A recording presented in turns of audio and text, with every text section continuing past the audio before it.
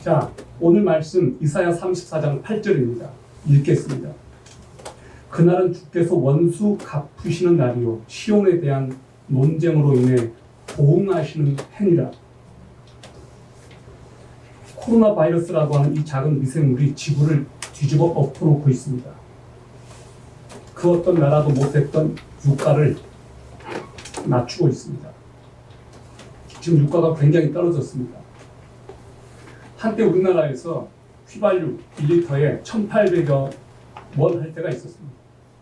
지금 휘발유 1,300원대로 떨어졌습니다. 경유 1,100원대로 떨어졌습니다. 2달 전에 경유 주입하려면 1리터에 최소한 1,300여만 원, 아니 1,300원 정도 했거든요. 제가 큰일 날 뻔했어요. 1,300여만 원이 아니에요. I'm sorry. 지금 한 1,100원, 1,200원 정도면 경유 1리터 넣었습니다. 매연과 공기 오염이 줄어들었습니다. 아이들이 집에서 부모님과 함께 시간을 보내게 되었습니다. 일이 더 이상 최우선이 아니라는 것을 보여주고 있습니다. 여행도 여가도 성공한 삶의 척도가 아니라는 것을 사람들이 지금 깨닫고 있습니다. 스포츠 스타들이 그들에게 즐거움을 주는 것도 멈추게 했습니다. 우리는 이 사태를 통해서 모여서 예배를 드리는 것이 얼마나 소중한지를 깨닫고 있습니다. 또한 개인적으로 하나님과 친밀하는 것이 얼마나 소중하다는 것을 동시에 깨닫고 있습니다. 우리는 침묵 속에서 스스로를 돌아보고 있습니다. 코로나 바이러스 앞에서 인간이 참 연약할 수밖에 없는 존재구나 하는 것을 깨닫고 있습니다. 코로나는 인간의 교만을 지금 깨닫게 해주고 있습니다. 화성에서 살고 싶은 꿈들, 인공지능으로 더 윤택한 삶을 살고 복제인간을 만들고 생명 연장을 꿈꾸는 사람들에게 이 코로나 이 사태는 꿈깨 라고 말해주고 있는 것 같습니다. 전염병 하나도 제대로 통제할 수 없고 백신도 지금 제대로 아직 개발되지 못하고 있는 상황입니다. 의학의 한계를 지금 보여주고 있습니다. 지금 전 세계는 바야흐로 4차 산업혁명 시대가 되었습니다. 모든 것이 4차 산업혁명의 이야기로 가득했거든요. 또 인공지능, 또 생명연장, 또 복제 이런 것들이 작년부터 이코노미스트에서 대서특필됐었습니다. 자, 그런데 코로나 이 사태는 모든 것을 지금 올스톱시키고 있습니다. 지금 코로나가 상대적으로 피해가 적은 대륙은 아프리카입니다. 아시는 대로 아프리카는 가장 가난한 대륙이죠. 코로나는 아프리카를 배려해 주는 것 같습니다. 대신 잘 산다는 유럽의 선진국들과 미국 대륙을 집어삼키고 있습니다. 전 세계 코로나 확진자가 120만 명을 넘어섰습니다. 사망자만도 6만여 명에 이릅니다.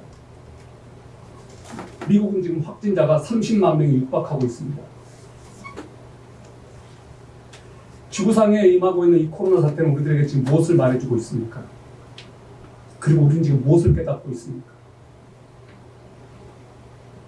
세계 모든 나라들이 코로나 앞에서 도미노처럼 쓰러지고 있는 이것은 과연 그냥 우연일까요? 그냥 어쩌다가 일어날 수 있는 일일까요? 그냥 단순한 어떤 인간 재난일까요? 여러분, 하나님께서 허락하지 아니하시면 참새 한 마리도 땅에 떨어지지 않는다고 했습니다. 이 코로나가 하나님께서 직접적으로 제일 원인자가 아니라 할지라도 저는 이 코로나 사태를 하나님께서 허용하신다면 무엇인가 하나님의 뜻이 있지 않겠습니까? 왜 이런 일들이 일어나고 있습니까? 지금 이 시대에 왜 이 코로나라고 하는 심판의 구름이 전 지구를 덮고 있을까요? 이사야가 말한 하나님의 마지막 심판의 때가 과연 지금일까요? 마지막 때가 가까이 왔다. 그러니 한 곳으로 모여. 이것은 이단들이 즐겨 사용했던 말이었습니다. 지금은 마지막 때입니다. 그러므로 심판에 대비해야 됩니다. 이런 말도 식상한 말이 돼버렸어요. 사람들이, 크리스찬들이 이런 말을 해도 지금 믿지 않습니다. 그러면 오늘 우리가 이 마지막 때라고 하는 이 시대에 코로나라고 하는 이것이 우리들에게 주는 영적인 교훈은 무엇일까요? 영적인 메시지가 있지 않겠습니까? 현대인의 성경으로 오늘 말씀을 다시 한번 읽어보겠습니다. 이것이 여호와께서 시온을 구출하시고 그 원수들에게 복수하는 때이다. 복수하는 때이다. 자, 여기 복수라는 말이 나와 있습니다. 저는 아버지입니다. 우리 아들이 누군가에게 맞고 오면 저는 가만히 있지 않을 것 같습니다. 저는 아빠로서 우리 아들이 누군가에게 린치를 당하고 그렇게 했을 때 저는 당연히 아빠로서 제가 갚아주는 것이 저희 책임이라고 생각해요. 그 아이를 훈육하든 다시는 그렇게 하지 마. 그렇게 함으로써 우리 아이를 보호해주고 너 뒤에 든든한 아빠가 있어. 그것을 우리 아이한테 심어줌으로써 아빠를 신뢰하게 만드는 것이 아빠들의 저희 책임이라고 생각합니다. 하나님도 그러지 않겠습니까? 당신의 사랑을 백성들이 당하고 있을 때 하나님께서 가만히 계시다는 것, 그것은 하나님의 성품에 위배된다고 생각합니다. 우리는 하나님의 두 가지 성품을 알고 있습니다. 첫 번째, 하나님은 공의로우시다. 하나님은 정의로운 하나님이십니다. 그러므로 불법을 용인하지 않습니다. 죄악을 용인하지 않습니다. 죄를 미워하십니다. 동시에 하나님은 사랑이 풍성하신 하나님이십니다. 그분은 자비로우시고 인자하신 분이십니다. 그래서 한없는 자비를 베푸십니다. 그것이 나타나는 것이 바로 십자가였습니다. 십자가는 하나님의 공의와 하나님의 사랑이 만나는 지점이었습니다. 여러분, 지금 이 시대에서 우리들이 들어야 될 메시지 무엇일까요? 하나님은 정의로우시다. 동시에 하나님은 자비로우시다. 바로 그것이 어디에 나타났느냐? 이사야서에 나타나 있습니다. 자, 여러분, 이사야 뜻이 무엇입니까? 여호와는 구원이시다라는 뜻입니다. 이사야 선지자는 예수 그리스도 탄생 전 약 한 700년 전에 활동했던 선지자였습니다. 그 당시 전 세계 정황은 아시리아가 있었고 바벨론이 이제 이렇게 일어서고 있었고 이스라엘은 이미 망한 상태였고 남유다마저도 이스라엘의 뒤를 따라서 배교화하려고 하는 그런 상황이었습니다. 그때 하나님께서는 이사야를 통해서 이스라엘 백성들에게 하나님의 심판과 구원의 메시지를 전하게 하셨습니다. 이사야는 역사적인 기록이지만 예언을 담고 있습니다. 마지막 때 예언도 이 이사야서에 포함되어 있습니다. 여러분, 이사야 선지자가 만약에 이 시대에 살아있다면 이 세상을 두고 어떤 말씀을 전했을까요? 과연 이사야를 통해서 하나님께서는 어떤 메시지를 이 세상에 당신의 교회들에게 주셨을까? 이런 생각이 듭니다. 문명이 시작된 이래 역사를 보면 죄가 차고 넘치는 지점에 도달하면 반드시 하나님께서는 징벌하셨습니다. 죄에 대해서 책임을 물으셨습니다. 그리고 심판하셨습니다. 이 시대는 폭력과 타락과 부도덕이 극에 달한 시대입니다. 여러분, 전 세계에서 가장 큰 동성애 축제가 이스라엘 텔아비브에서 열리고 있습니다. 브라질에서는 카니발 축제가 열리고 있습니다. 뉴질랜드에서 동성애 축제가 열리고 있습니다. 여러분이 그런 장면을 보시고 직접 가셔서 그런 장면을 본다면은 저는 결코 여러분이 그 장면 앞에서 마음이 찢어질 듯한 아픔과 함께 하나님께서 이런 장면을 보고서도 가만히 계실까? 이런 의구심이 들 겁니다. 오늘 말씀을 보면 킹 제임스 성경 이렇게 말하고 있습니다. 그날은 주께서 원수 갚으시는 날이요 시온에 대한 논쟁으로 인해 보응하시는 해니라 라고 되어 있습니다. 영어로 보니까 보응하시는 해다, 보응한다 라고 하는 이 말이 controversy라고 되어 있어요. controversy of Zion, controversy of Zion, 시온의 보응, 시온의 논쟁. 자, 이 보응한다라고 하는 이 말, 보응한다는 말을 우리는 잘 쓰지는 않아요. 자, 논쟁한다는 말로도 되어 있습니다. 자, 하나님이 논쟁하신다, 이 말 무슨 말일까요? 싸우신다는 거예요. 갚으신다는 말입니다. 하나님께서 갚아주신다. 시온에 대한 억울함을 하나님께서 풀어주신다는 거예요. 자, 그러면 오늘 우리는 시온이라는 단어를 한번 살펴보겠습니다. 자이언, 영어로 자이언 그래요. 시온. 이스라엘 사람들 하면 무엇이 떠오르느냐? 자, 이스라엘 사람들의 가장 중심되는 도시가 하나 있습니다. 예루살렘입니다. 예루살렘. 그 예루살렘이 바로 시온이에요. 자, 시온이라고 하는 이 단어는 성경에서 150여 번 이상 나오고 있습니다. 오늘 시편 말씀 하나를 여러분에게 소개합니다. 바로 이 말씀이에요. 시편 132편 13절. 여호와께서 시온을 택하시고 자기 거처를 삼고자 하여 이르시기를 이는 나의 영원히 쉴 곳이라 내가 여기 거할 곳은 이를 원하였음이로다. 하나님께서 시온에 임하시겠다고 말씀하십니다.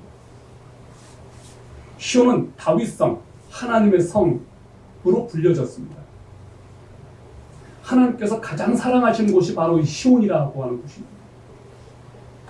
자, 성경 역사가 진행됨에 따라 시온이라고 하는 단어는 범위가 확대되고 영적 의미가 추가되었습니다. 시온에 대한 첫 번째 언급이 어디에 나오느냐? 사무엘상 5장 7절에 나옵니다. 다윗이 시온 산성을 빼앗았으니 이는 다윗성이더라. 다윗성입니다. 다윗성. 시온이라고 하는 이곳이 다윗성이에요. 시온은 원래 예루살렘 성에 있는 고대 여부수족의 요새였습니다. 다윗이 요새를 정복한 후에 거기에 왕궁이 세워졌습니다. 바로 이 시온이라고 하는 이곳에 다윗 왕궁이 세워졌고 예루살렘 성전이 바로 세워졌습니다. 바로 그곳이에요. 구약에서 이 시온은 예루살렘 성, 또 유대 땅, 그리고 이스라엘 국가 전체를 위한 이름으로 사용이 되었습니다. 자, 시온이라고 하는 이 말, 영적으로는 어떤 의미가 있을까요? 구약에서 시온은 하나님의 백성인 이스라엘을 지칭합니다. 자, 이것이 신약으로 오면은 시온은 하나님의 영적인 나라를 가리킵니다. 베드로가 이렇게 말했습니다. 이사야 28장 16절을 인용하면서 그리스도를 시온의 초석이다, 그리스도가 시온의 반석이다 라고 말했습니다. 내가 택한 보배로운 모퉁이 돌을 시온에 두노니 그를 믿는 자는 부끄러움을 당하지 아니하리라. 여러분, 이 시온은 무엇인가? 바울이 이 시온을 교회와 연결시키기 위해 구약 성경을 인용하면서 이렇게 말합니다. 기록된 바 보라 내가 부딪히는 돌과 거치는 반석을 시온에 두니 저를 믿는 자는 부끄러움을 당하지 아니하리라 함과 같으니라. 아멘. 그리스도는 시온의 기초가 되시는 반석입니다. 로마서 11장 26절입니다. 그리하여 온 이스라엘이 구원을 얻으리라. 기록된 바 구원자가 시온에서 오사 야곱에게서 경건치 않은 것을 돌이키시겠고 라고 되어 있습니다. 그러므로 이 시온은 우리들과 밀접하게 연관되어 있습니다. 오늘날 시온은 무엇인가? 하나님의 선택하신 교회를 말하는 거예요. 시온은 무엇인가?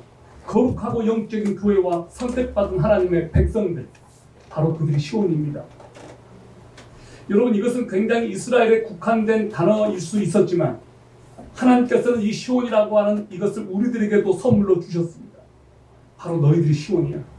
거룩하게 선택받은 하나님의 백성들, 거룩하고 영적인 교회, 그들이 바로 오늘날의 시온입니다.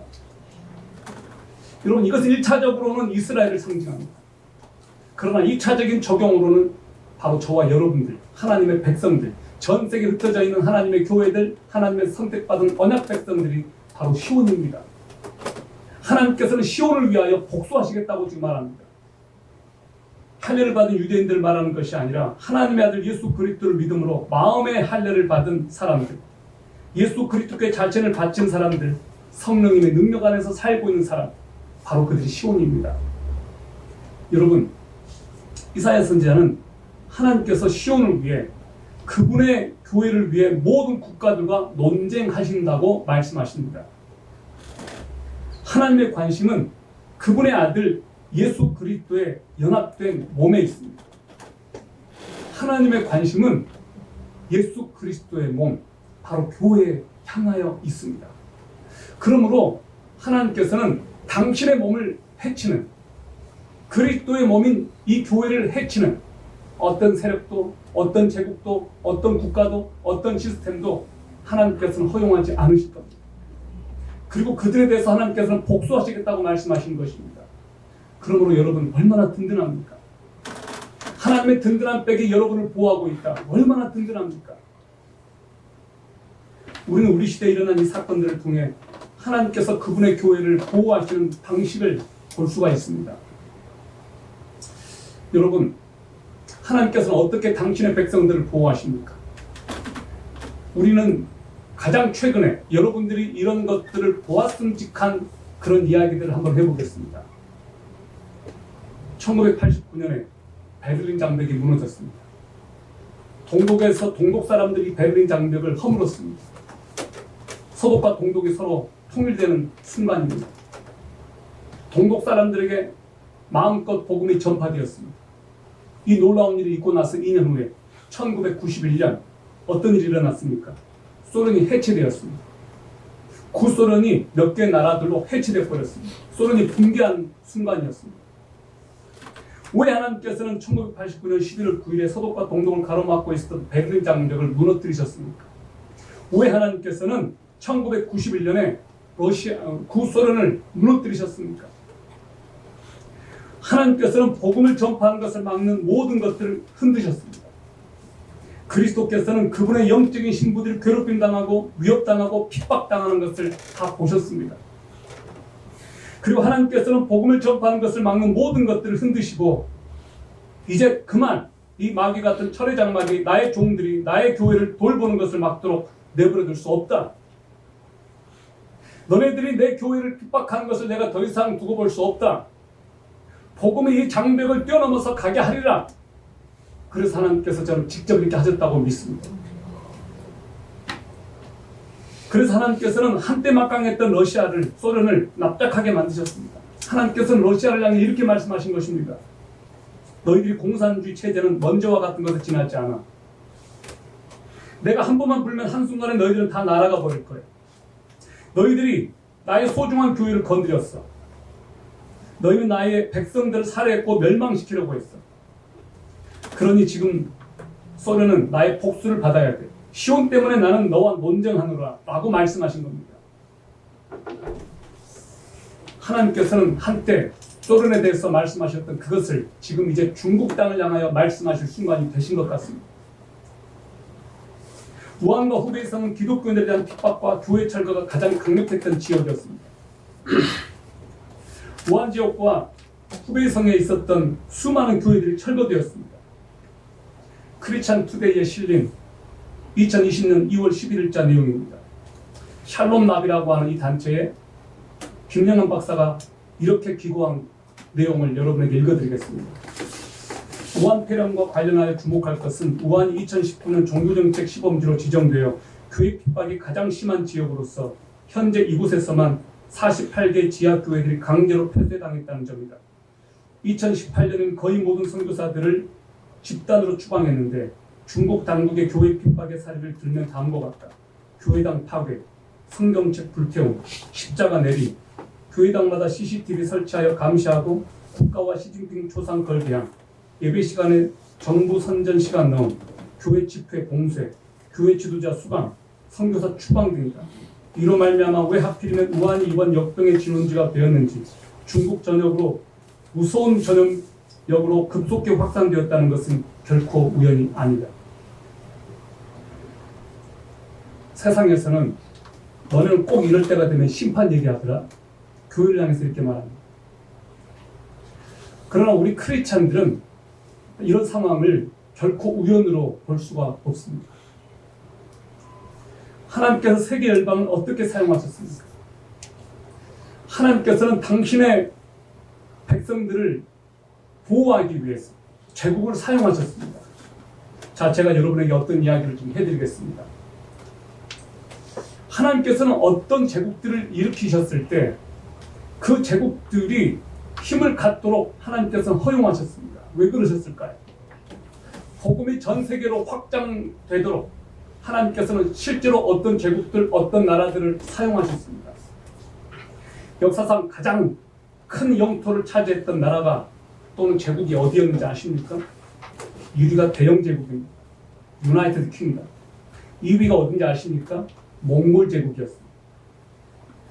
대영 제국이 그레이트 브리탄이라고 하는 이 대영 제국이 19세기에 빅토리아 여왕이 다스리고 있었을 때 영국기 아래서 해가 지지 않는다, 이런 말이 있었습니다. 영국 그야말로 막강했습니다. 적어도 1차 세계대전이 터지기 전까지. 하나님께서 지난 18, 19세기에 영국을 번영시키셨습니다. 영국은 식민지를 넓히고 대영제국의 영토를 넓혀갔습니다. 하나님께서는 전 세계에 있는 그분의 교회와 시온을 위해 영국이라고 하는 이 나라에 복을 주셨습니다. 제가 영국에 갔을 때 브리스톨에 갔었습니다. 그 브리스톨에는 뭐가 있었느냐면 당시 조지 뮬러라고 하는 이분이 세운 고아원이 있었습니다. 고아들의 아버지, 그 조지 뮬러가 어렸을 때, 뮬러에 의해서 어렸을 때 그 고아원에 와서 자란 그 꼬마가 저희들이 갔을 때 무엇을 하고 있었냐면 가이드를 하고 있었어요. 허리가 이렇게 굽으신 분이 조지 뮬러에게 이렇게 양육받은, 어릴 때 그곳에서 보냈던 그분이 할머니가 되어서 가이드를 하고 있었습니다. 굉장히 이렇게 감동적이었습니다. 그리고 그분이 이렇게 말했습니다. 우리 영국의 청년들은 이곳에 오지 않습니다. 그런데 당신들 코리안들이, 오히려 동양 사람들이 이곳에 옵니다. 그 얘기를 하더라고요. 그리고 어렸을 때 그 자료들을 보았습니다. 얼마나 철저하게 그 당시 영국이 이 고아들을 관리했고 얼마나 철저하게 했는지. 그리고 그 고아들은 공장에서 일을 했습니다. 수요일날, 주일날은 일을 시키지 않았다고 그래요. 수요일날 저녁과 주일날. 왜? 예배 때문에. 쉬게 했습니다. 철저하게 줄 성수를 지키게 했습니다. 그런 기록들을 그곳에서 다 보여주었습니다. 여러분, 18세기 영적 대각성 운동이 일어났습니다.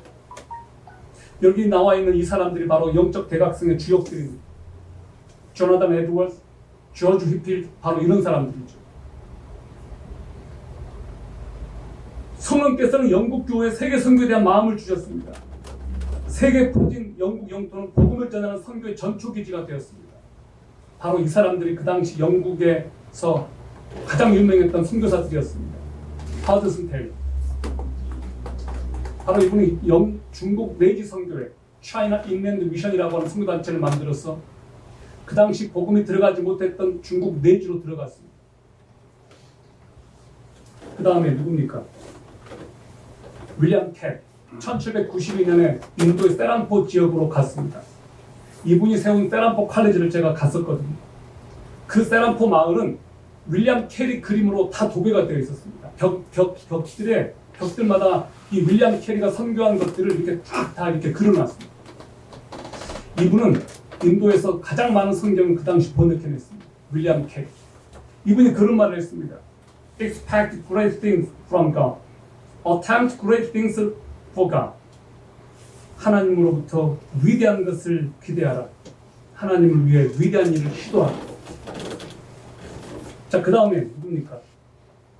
맨 오른쪽에 데이비드 리빙스, 아프리카의 성자라고 하는 칭호를 받았습니다. 이 사람들이 영국 출신으로 전 세계에 갔던 대표적인 영국의 선교사들이었습니다. 바로 이 시기에 하나님께서는 영국에 부흥을 주셨고 은혜를 주셨고 물질을 부어주셔서 전 세계에 예수 그리스도의 복음을 전파하게 하셨습니다.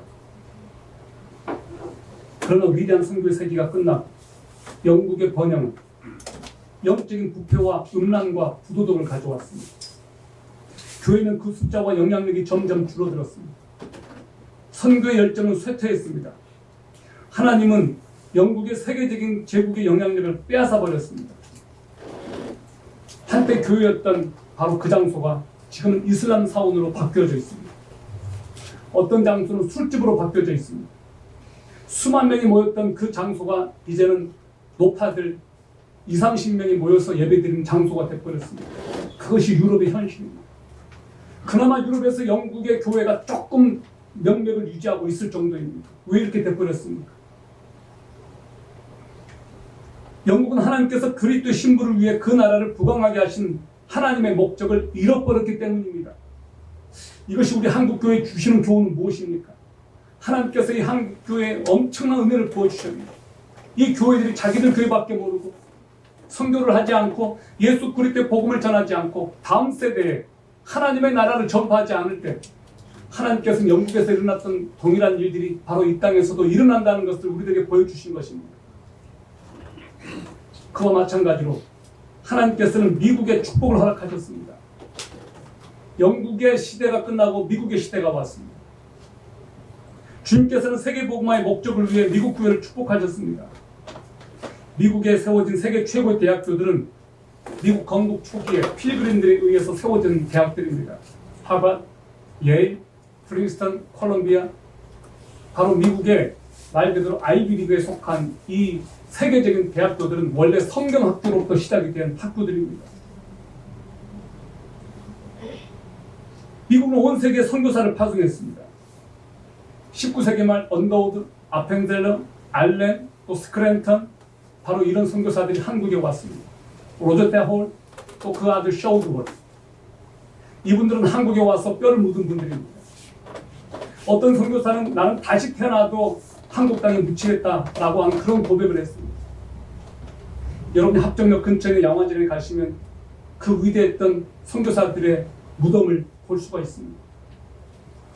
여러분, 이분들은 정말로 하나님을 사랑했고 예수 그리스도의 그 복음 때문에 당시 어디에 붙었는지도 모르는 이 조선 땅에 그렇게 왔습니다. 그리고 그들의 목숨을 이 땅에서 버렸습니다. 그 양화진에 가보면 저쪽에 아이들의 무덤이 있어요. 아이들의 무덤. 그 아이들은 이 땅에 와서 그렇게 숨을 거두었습니다. 부모 따랐습니다. 여러분, 미국은 전 세계 복음을 전해준 그 나라였고 한때 미국의 최고 수출품은 복음이었습니다. 그러나 더 이상 미국은 바로 그때 영화를 보여주지 못하고 있습니다. 신명기 32장 15절 말씀입니다.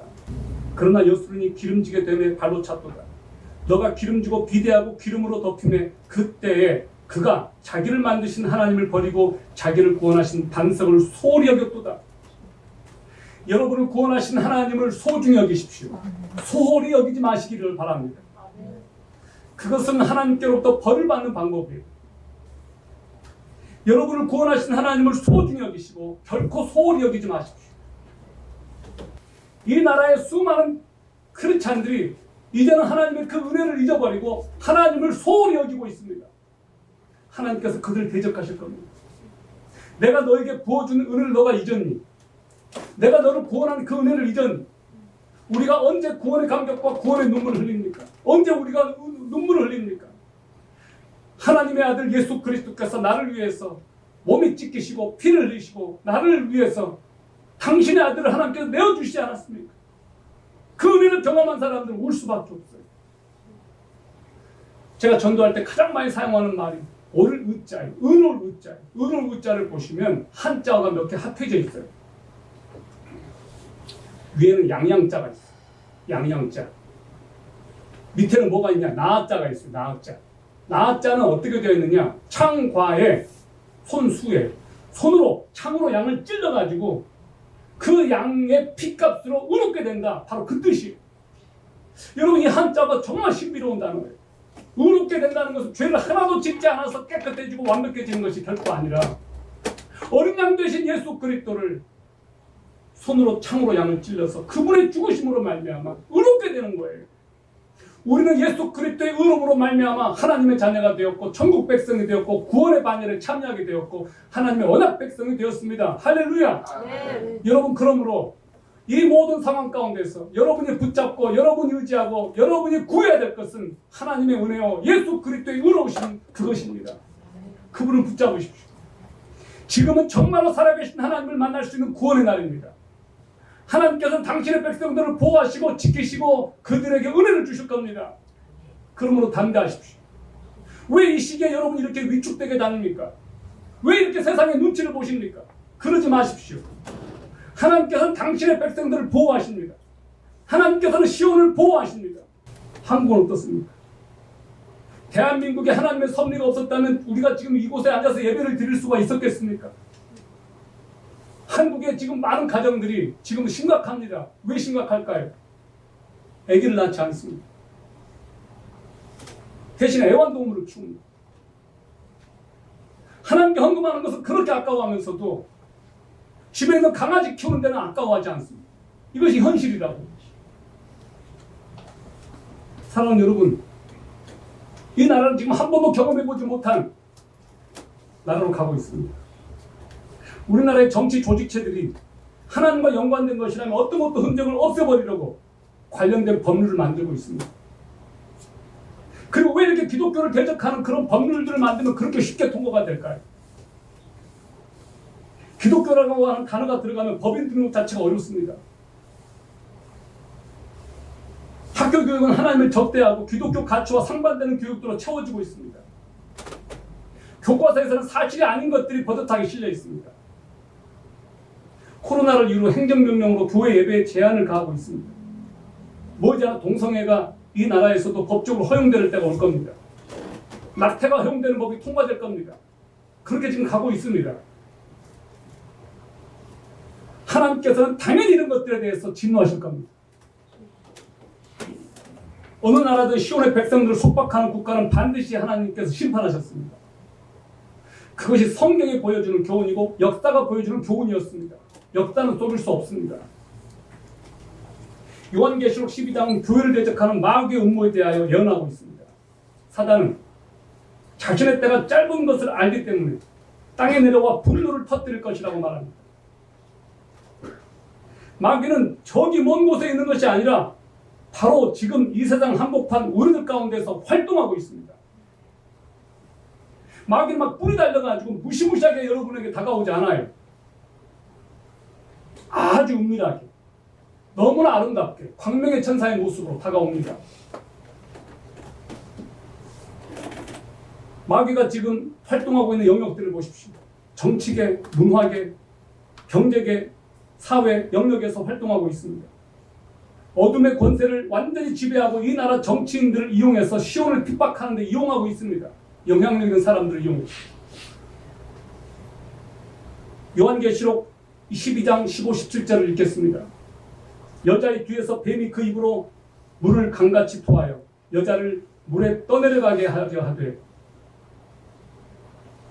땅이 여자를 도와 그 입을 벌려 용의 입에서 토한 강물을 삼킨 용이 여자에게 분노하여 돌아가서 그 여자의 남은 자손 곧 하나님의 계명을 지키며 예수의 증거를 가진 자들로 더불어 싸우려고 바다 모래 위에 섰더라.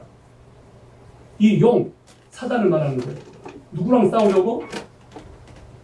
예수의 증거를 가진 자들과 싸우려고 바다 모래 위에 섰다 그랬습니다. 여기서 나오는 여자는 영적인 시온이 교회입니다. 땅에 떨어진 후 마귀는 오직 단 하나의 목표에 초점을 맞추고 있습니다. 그것은 교회, 하나님의 백성들을 멸망시키는 겁니다. 사단은 하나님의 백성들을 휩쓸어 가기 위해 온갖 더러움과 속임수, 이단과 정적인 박해, 세속화를 동원합니다. 그래서 사단은 그리스도의 증인들과 시온의 시민들을 삼키기 위해 바로 이런 방법들을 지금도 동원하고 있습니다. 어떤 방법으로? 누구를 사용하느냐? 겉으로 볼 때는 반듯하게 보이는 정치인, 판사들, 교사들, 언론, 사단과 동맹의 하나님의 백성들을 그들이 바로 노력질하고 있습니다. 정확히 말하자면 그들은 이용당하고 있습니다. 하나님께서는 세속화된 국가, 미국과 대한민국을 포함한 모든 그런 국가들에 대해서 논쟁하심으로써 복수의 심판을 내린다고 말씀합니다. 우리가 살고 있는 이 나라가 하나님의 반대편에 서면 하나님께서도 얄짤없이 이 나라를 봐주지 않을 겁니다. 그러므로 여러분이 기도해야 되는 이유는 바로 이것입니다. 정치인들을 위해서 기도해야 되는 것은 그들을 복주시라고 기도하는 것이 아닙니다. 그들이 하나님의 편에 서지 않게 됐을 때 여러분에게 당할 피해가 더 크기 때문에 그렇습니다. 여러분의 안전과 여러분의 안정된 삶을 위해서 바울이 디모데에게 뭐라고 말합니까? 기도하라고 말합니다. 위에 권세자들을 위해서 기도하라고 말합니다. 왜? 평안하고 안정된 생활을 하기 위해서. 이 순간에도 하나님께서 저는 말씀하고 계신다고 믿습니다. 마귀야, 너는 내게 속한 사람들을 멸하기 위해 더러운 홍수를 일으키는구나. 더러운 전염병을 일으키는구나. 나의 거룩한 시온을 오염시키기 위해 이 전염병을 일으킨 너 악한 마귀는 내 사랑하는 백성들을 단 한 명도 건들지 말기를 바랍니다. 너는 악한 자들을 공격하고 미성숙하거나 아직 그리스도를 잘 모르는 이들을 한 사람씩 해치우고 나의 백성을 속이고 싶어한다. 너는 나의 아들과의 결혼을 앞둔 나의 거룩한 신부가 지저분하고 지쳐빠지고 매우 많은 여자가 되기를 원하는구나. 하지만 내가 절대로 그것을 허락하지 않을 거야. 너는 결코 나의 교회를 이기지 못해. 사랑하는 여러분, 만약 교회를 위해 대한민국 전체를, 미국 전체를 파산시켜야 한다면 하나님께서는 그렇게 하실 것입니다. 하나님께서 마귀에게 대해서 이렇게 말씀하십니다. 너희 더러운 포르노 제작자들과 퇴폐하고 타락한 자들을 내가 멸할 것이다. 내가 지구의 입을 열어 너희 하잘것 없는 연병을 삼키게 하겠다. 나의 거룩한 자녀들을 위해 하늘의 모든 도움으로 구할 것이다. 사랑하는 여러분, 저는 이 코로나를 하나님께서 허락하셨다고 생각합니다. 하나님께서 일으키셨다고 믿지는 않습니다. 그러나 하나님께서 허용하셨다고 생각합니다. 코로나를 통해서 마귀는 너무나 많은 것들을 지금 가져가고 있습니다. 교회들이 해체당하고 있고, 크리스찬들의 믿음이 떨어져 나가고 있고, 모이지를 못하니까 어떤 것도 할 수 없는 그런 상황이 되어버렸습니다. 정확히 말하자면 코로나는 마귀의 작품인지도 모르겠습니다. 그러나 하나님께서는 마귀가 이기도록 끝끝내 내버려 두지 않으실 것입니다. 이 모든 상황 가운데서 하나님은 절대 주권을 가지고 통치하고 계시고 하나님께서는 마침내 그분의 교회를 승리케 하실 것입니다. 하나님께서는 당신의 백성들과 교회를 보호하십니다. 왜냐고요? 하나님의 언약 백성들이기 때문에 그렇습니다. 그러므로 여러분, 저는 여러분들이 믿음을 가진 하나님의 백성들로서 지금보다 더 담대해지길 바랍니다. 저는 여러분들이 하나님께서 여러분의 편이시라는 것을 확실하게 믿고 여러분이 하나님의 편에 서기를 바랍니다. 결코 세상의 편에 서지 마시고 하나님의 편에 서십시오. 여러분, 지금은 하나님 앞에 기도할 때입니다. 그냥 단순히 기도할 때가 아니고 정말로 하나님 앞에 금식으로 하나님 앞에 그렇게 구하고 기도할 때입니다. 그러므로 여러분, 우리는 지금 각자 흩어져서 지금 각자 도생을 지금 하고 있는 상황입니다. 이런 상황에서 우리가 할 수 있는 것이 무엇이겠습니까? 여러분이 그냥 하고자 하는 대로 옛 습관대로 내버려두면 절대 여러분은 은혜 가운데 거하지는 못해요. 그러므로 개인적인 위치에 있을 때 하나님을 더 자꾸 의지하십시오. 이렇게 모였을 때 더 간절하게 하나님께 부르짖으십시오. 이 상황에서 어떤 교회들은 더 강해지고 있습니다. 어떤 교회들은 지금 무너지고 있습니다. 어느 쪽에 속하겠습니다. 이 상황을 맞이하여서 하나님 앞에 더 강해지는 하나님의 시온 교회가 되어야 되지 않겠습니까? 우리는 역사를 통해 오직 그분의 증거를 보호하기 위해 민족과 제국 전부를 하나님께서 넘어뜨리신 것을 보았습니다. 예수님을 위한 그분의 교회를 흠없는 신부로 보호하시고 보존하기 위해서라면 하나님께서 어떤 세력도 다 무너뜨리실 겁니다. 후일에 우리는 하나님께서 우리나라와 송사하실 것을 볼 것입니다. 하나님께서 이 나라와 싸우게 하지 맙시다. 우리 하나님은 되갚으시는 하나님이십니다. 우리를 대신하여 복수하시는 하나님, 우리가 그분의 백성이기 때문에 기도하겠습니다.